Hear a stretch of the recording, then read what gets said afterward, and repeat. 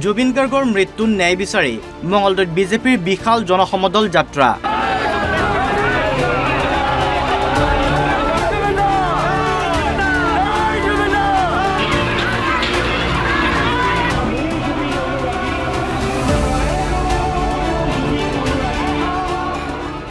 আমাৰ জুবিন প্ৰাণৰ জুবিন ধ্বনিৰে মঙলদৈ ভাবাৰঘাটৰ পৰা বিদ্যাপীঠ হাইস্কুল খেলপথাৰলৈ উলিয়ালে ন্যায় যাত্ৰা।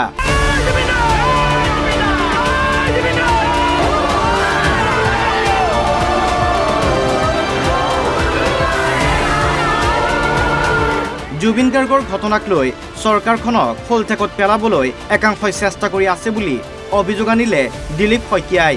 পলিটিক্স নকৰিবা বুলি ভাষণত উল্লেখ কৰে ৰাজ্যিক বিজেপিৰ সভাপতি দিলীপ শইকীয়াই। বিজেপি একাংশ ৰাজনৈতিক দলৰ নেতাই বা একাংশ সামাজিক মাধ্যমত আমাক টাৰ্গেট কৰিছে। তেওঁলোকে এটা এজেণ্ডা প্ৰপগণ্ডা কৰিছে যে আমাৰ চৰকাৰখনক কেনেকৈ অস্থিৰ কৰিব পাৰি, ভাৰতীয় জনতা পাৰ্টীক কেনেকৈ ৰাইজৰ সন্মুখত হেয়া প্ৰতিপন্ন কৰিব পাৰে।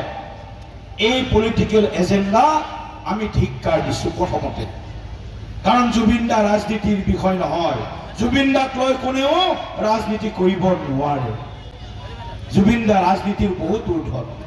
তেওঁ নিজে কৈ গৈছিল পলিটিক্স নকৰিব বন্ধু।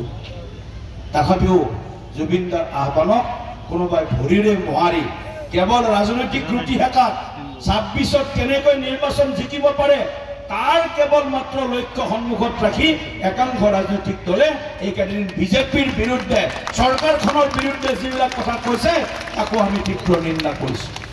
জুবিন গাৰ্গ যে নাই সেই কথা এতিয়াও মানি ল'ব পৰা নাই অসমবাসীয়ে। জুবিন সদায় অসমবাসীৰ মাজত জীয়াই থাকিব বুলি সমদলত অংশগ্ৰহণ কৰি উল্লেখ কৰে মন্ত্ৰী পীয়ুষ হাজৰিকাই। আজি প্ৰায় ১ মাহ ৩ দিন অসমৰ প্ৰত্যেকগৰাকী মানুহ দুখত আছে। প্ৰত্যেকগৰাকী মানুহ আমি কষ্টত আছোঁ। আমি সকলোৱে জুবিন প্ৰেমী, আমি সকলোৱে জুবিন দাৰ গান শুনি ডাঙৰ হৈছোঁ। গতিকে জুবিন দা আমাৰ মাজত নাই আমি ভাবিব নোৱাৰোঁ। জুবিন দা আমাৰ মাজত সদায় থাকিব, তাৰ কাৰণে আমি প্ৰত্যেকজন অসমীয়াই নিশ্চিতভাৱে ব্যৱস্থা গ্ৰহণ কৰিম। দোষীৰ কঠোৰ শাস্তিৰ বাবে চৰকাৰে এছআইটিক আহ্বান জনায় মন্ত্ৰী পীয়ুষ হাজৰিকাই।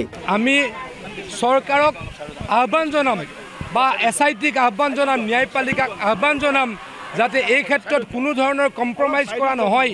দোষীয়ে কঠোৰ শাস্তি পাওক আৰু জুবিন দাই তথা অসমৰ ৰাইজে ন্যায় পাওক, এয়া আমাৰ দাবী। আৰু সেইকাৰণে আজি বিজেপিৰ কাৰ্যকৰ্তাসকলে ন্যায়পালিকাক আহ্বান জনাবলৈ, এছআইটিক আহ্বান জনাবলৈ, চৰকাৰক আহ্বান জনাবলৈ এইদৰে আমি অৱস্থান গ্ৰহণ কৰিছোঁ।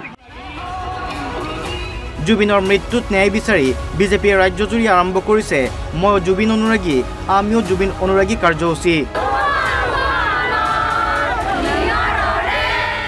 মঙলদৈৰ পৰা গৌতম চহৰীয়া, অসম লাইভ 24।